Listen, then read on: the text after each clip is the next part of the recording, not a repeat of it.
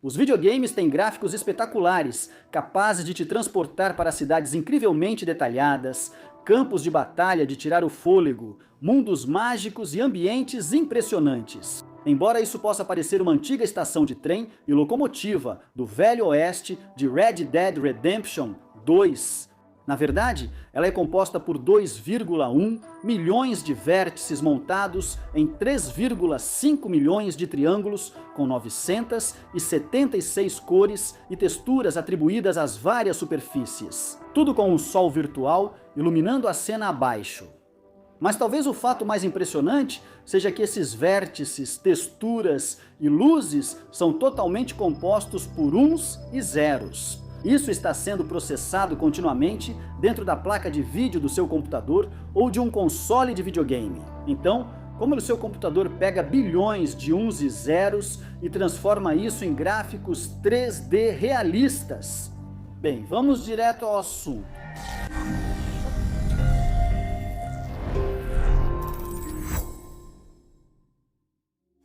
O pipeline de renderização de gráficos de videogame tem 3 etapas principais: sombreamento de vértices, rasterização e sombreamento de fragmentos. Embora etapas adicionais sejam usadas em muitos videogames modernos, essas 3 etapas principais têm sido utilizadas há décadas em milhares de jogos, tanto para computadores quanto para consoles. E ainda são a espinha dorsal do algoritmo gráfico dos videogames em praticamente todos os jogos que você joga. Vamos começar com a primeira etapa, chamada sombreamento de vértices. A ideia básica dessa etapa é pegar todos os objetos, geometrias e malhas em um espaço 3D e usar o campo de visão da câmera para calcular onde cada objeto se encontra em uma janela 2D chamada tela de visualização, que é a imagem 2D enviada para o monitor. Nesta cena da estação de trem, há 1.100 modelos diferentes e o campo de visão da câmera delimita o que o jogador vê, reduzindo o número de objetos que precisam ser renderizados para 600. Vamos focar na locomotiva como exemplo. Embora esta locomotiva tenha superfícies arredondadas e algumas formas bastante complexas, ela é na verdade montada a partir de 762 mil triângulos planos, usando 382 mil vértices e 9 materiais ou cores diferentes aplicados às superfícies dos triângulos. Conceitualmente, todo o trem é movido como uma peça única para a tela de visualização. Mas, na verdade, cada um dos centenas de milhares de vértices do trem é movido um de cada vez. Então vamos focar em um único vértice. O processo de mover um vértice, e por extensão, os triângulos de um mundo 3D para uma tela bidimensional é feito usando 3 transformações.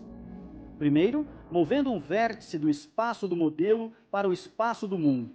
Depois do espaço do mundo para o espaço da câmera e, finalmente, do campo de visão em perspectiva para a tela de visualização. Para realizar essa transformação, usamos as coordenadas x, dísparo e z desse vértice no espaço de modelagem. Depois, a posição, escala e rotação do modelo no espaço do mundo e, por fim, as coordenadas e rotação da câmera e seu campo de visão.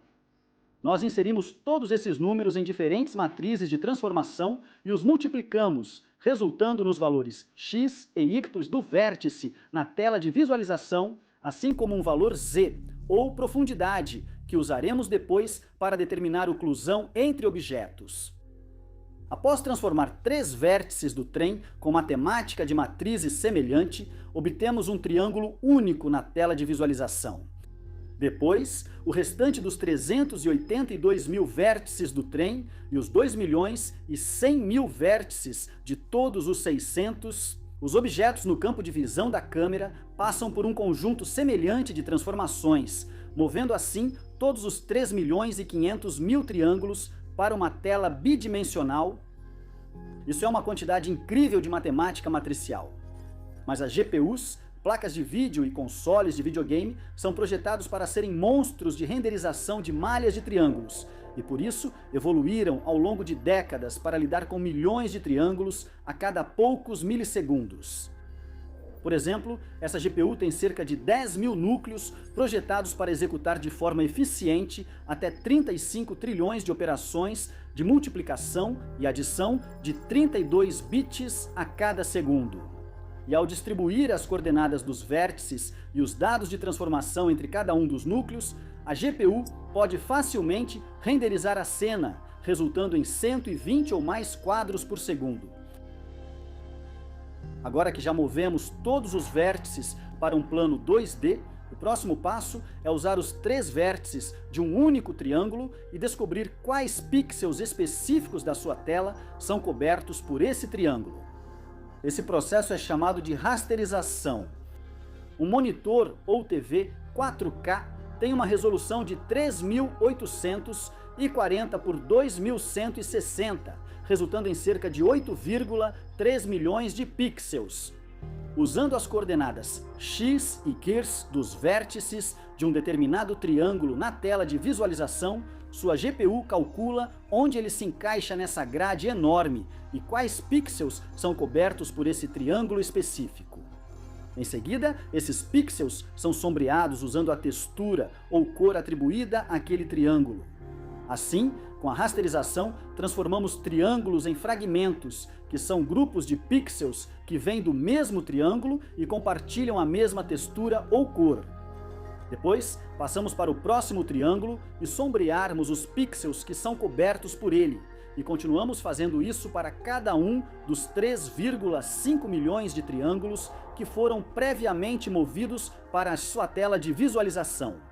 Ao aplicar os valores de cor vermelha, azul e verde de cada triângulo aos pixels apropriados, a imagem 4K é formada no buffer de quadros e enviada para o display. Talvez você queira saber como tratamos triângulos que se sobrepõem ou bloqueiam outros. Por exemplo, o trem bloqueia a visão de boa parte da estação. Além disso, o trem tem centenas de milhares de triângulos na sua parte de trás que são enviados pelo pipeline de renderização, mas obviamente não aparecem na imagem final. Determinar quais triângulos estão na frente é chamado de problema de visibilidade e é resolvido usando um Z-buffer ou buffer de profundidade. Um Z-buffer adiciona um valor extra a cada um dos 8,3 milhões de pixels, correspondente à distância ou profundidade que cada pixel está da câmera. Na etapa anterior, quando fizemos as transformações dos vértices, terminamos com as coordenadas x e y, mas também obtivemos um valor z que corresponde à distância do vértice transformado até a câmera. Quando um triângulo é rasterizado, ele cobre um conjunto de pixels, e o valor z, ou profundidade do triângulo, é comparado com os valores armazenados no Z-buffer. Se os valores de profundidade do triângulo forem menores que os do Z-buffer, o triângulo está mais próximo da câmera. Então pintamos esses pixels usando a cor do triângulo e substituímos os valores do Z-buffer pelos valores Z desse triângulo. No entanto, digamos que um segundo triângulo apareça com valores Z maiores do que os do Z-buffer, ou seja, o triângulo está mais distante. Nós simplesmente descartamos esse triângulo e mantemos os pixels do triângulo que foi pintado anteriormente com valores Z menores. Usando esse método, apenas os triângulos mais próximos da câmera com os menores valores de Z serão exibidos na tela.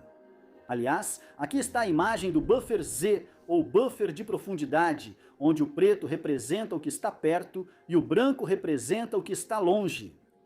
Observe que, como esses triângulos estão em um espaço 3D, os vértices geralmente têm 3 valores de Z diferentes, e por isso, cada pixel individual do triângulo precisa ter seu valor de Z calculado usando as coordenadas dos vértices.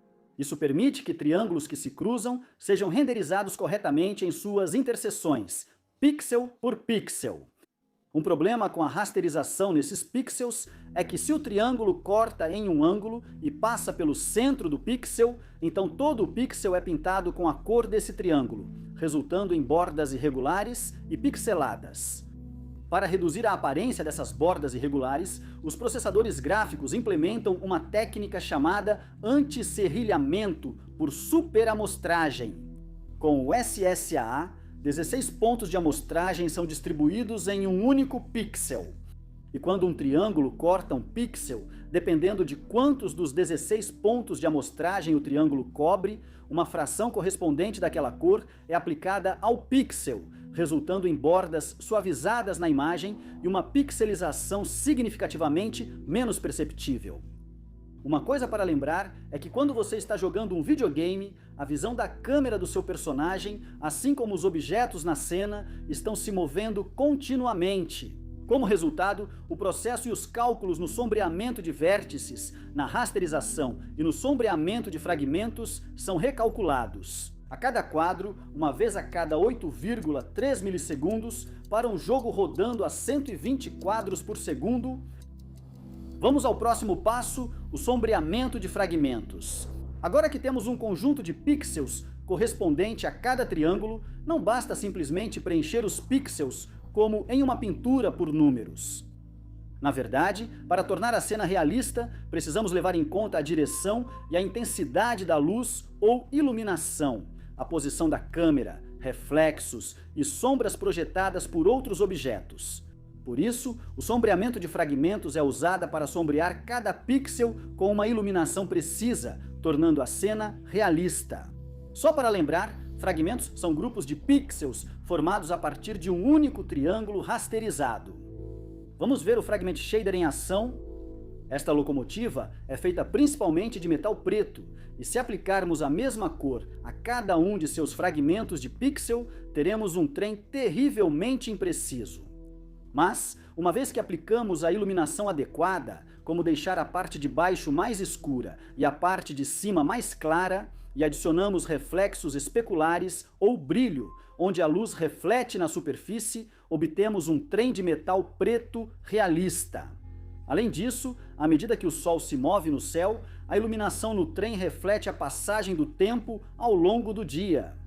E se for noite, os materiais e as cores de todos os objetos ficam mais escuros e são iluminados pela luz do fogo. Até mesmo videogames como Super Mario 64, que tem quase 30 anos, apresentam um sombreamento simples, onde as cores das superfícies são alteradas pela iluminação e sombras na cena. Vamos ver como funciona o sombreamento de fragmentos. A ideia básica é que se uma superfície está apontando diretamente para uma fonte de luz, como o Sol, ela é sombreada de forma mais clara, enquanto se uma superfície está perpendicular ou de costas para a luz, ela é sombreada de forma mais escura. Para calcular o sombreamento do triângulo, existem dois detalhes principais que precisamos saber. Primeiro, a direção da luz e segundo, a direção para a qual a superfície do triângulo está voltada. Vamos continuar usando a locomotiva como exemplo e pintá-la de vermelho vivo em vez de preto. Como você já sabe, esse trem é feito de 762 mil triângulos planos, muitos dos quais estão voltados para direções diferentes. A direção para a qual um triângulo individual está voltado é chamada de normal da superfície, que é simplesmente a direção perpendicular ao plano do triângulo, como se fosse um mastro de bandeira saindo do chão. Para calcular o sombreamento de um triângulo, pegamos o cosseno do ângulo, ou θ, entre as duas direções. O valor do cosseno de θ é 1 quando a superfície está voltada para uma luz, e quando a superfície está perpendicular à luz, é 0. Em seguida, multiplicamos o cosseno de θ pela intensidade da luz e depois pela cor do material para obter a cor sombreada corretamente desse triângulo. Esse processo ajusta os valores RGB do triângulo e, como resultado, obtemos uma variação do claro ao escuro na superfície, dependendo de como seus triângulos individuais estão voltados para a luz. No entanto, se a superfície estiver perpendicular ou voltada para longe, não queremos um valor de cosseno de θ igual a 0 ou um número negativo, porque isso resultaria em uma superfície completamente preta. Portanto, definimos o mínimo como 0 e adicionamos uma intensidade de luz ambiente multiplicada pela cor da superfície, ajustando essa luz ambiente para que seja mais alta em cenas diurnas e mais próxima de 0 à noite. Por fim, quando há várias fontes de luz em uma cena, realizamos esse cálculo várias vezes com diferentes direções e intensidades de luz, e, em seguida, somamos as contribuições individuais. Ter mais do que algumas fontes de luz é computacionalmente pesado para a sua GPU. Por isso, as cenas limitam o número de fontes de luz individuais e, às vezes, limitam o alcance de influência das luzes para que os triângulos ignorem luzes distantes. Um dos principais problemas disso é que os triângulos dentro de um objeto têm apenas uma única normal, e por isso cada triângulo terá a mesma cor em toda a superfície do triângulo. Isso é chamado de sombreamento plano e é bastante irrealista quando visto em superfícies curvas, como o corpo desta locomotiva a vapor. Então, para produzir um sombreamento suave, em vez de usar normais de superfície, usamos uma normal para cada vértice, calculada usando a média das normais dos triângulos adjacentes. Em seguida, usamos um método chamado coordenadas baricêntricas, para produzir um gradiente suave de normais através da superfície de um triângulo. Visualmente, é como misturar três cores diferentes em um triângulo, mas, em vez disso, estamos usando as três direções das normais dos vértices.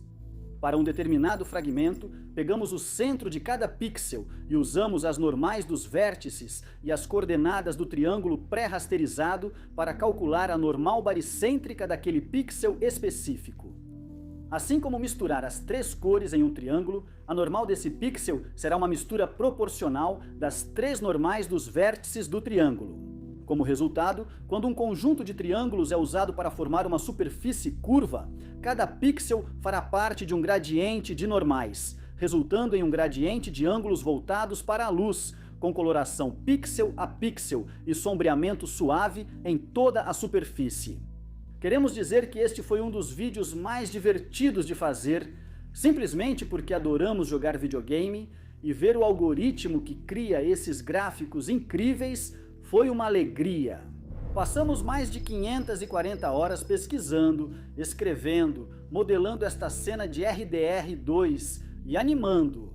Se você puder tirar alguns segundos para clicar no botão de curtir, se inscrever, compartilhar este vídeo com um amigo e escrever um comentário abaixo, isso nos ajudaria mais do que você imagina. Então, obrigado! Até agora, cobrimos as etapas principais do pipeline de renderização gráfica. No entanto, existem muitas outras etapas e tópicos avançados. Por exemplo, você pode estar se perguntando onde o Ray Tracing e o DLSS, ou superamostragem por aprendizado profundo, se encaixam nesse pipeline. O Ray Tracing é usado principalmente para criar cenas altamente detalhadas, com iluminação e reflexos precisos, normalmente encontrados em TV e filmes, e um único quadro pode levar dezenas de minutos ou mais para ser renderizado. Para videogames, a visibilidade primária e o sombreamento dos objetos são calculadas usando o pipeline de renderização gráfica que discutimos. Mas em certos videogames, o Ray Tracing é usado para calcular sombras, reflexos e uma iluminação aprimorada. Por outro lado, o DLSS é um algoritmo que pega um quadro de baixa resolução e o amplia para um quadro em 4K usando uma rede neural convolucional. Portanto, o DLSS é executado depois que o Ray Tracing, no pipeline de renderização gráfica, gera um quadro de baixa resolução. Um fato interessante é que a geração mais recente de GPUs possui três arquiteturas completamente separadas de recursos computacionais ou núcleos. Os núcleos CUDA, ou de sombreamento, executam a cadeia de renderização gráfica. Os núcleos de Ray Tracing são autoexplicativos. E então o DLSS é executado nos núcleos tensores. Portanto, quando você está jogando um videogame de alto nível com Ray Tracing e DLSS, sua GPU utiliza todos os seus recursos computacionais ao mesmo tempo, permitindo que você jogue em 4K e renderize quadros em menos de 10 milissegundos cada. Enquanto que, se você dependesse apenas dos núcleos CUDA ou de sombreamento, um único quadro levaria cerca de 50 milissegundos. Com isso em mente, Ray Tracing e DLSS são tópicos totalmente diferentes, cada um com seus próprios algoritmos igualmente complexos. Por isso, planejamos vídeos separados para explorar cada tópico em detalhes. Além disso, Quando se trata de gráficos de videogame, existem tópicos avançados como sombras, reflexos, UVs, mapas normais e muito mais. Estamos pensando em fazer um vídeo extra sobre esses tópicos avançados. Se tiver interesse, avise nos comentários. Acreditamos que o futuro exigirá uma forte ênfase na educação em engenharia e somos gratos a todos os nossos patrocinadores do Patreon e apoiadores do programa de membros do YouTube por apoiarem essa transmissão. Se você quiser nos apoiar como membro do canal no YouTube ou no Patreon, os links estão na descrição. Aqui é a Branch Education e nós criamos animações 3D que exploram profundamente a tecnologia que impulsiona o nosso mundo moderno. Assista a outro vídeo da Branch clicando em um desses cards ou clique aqui para se inscrever. Obrigado por assistir até o final.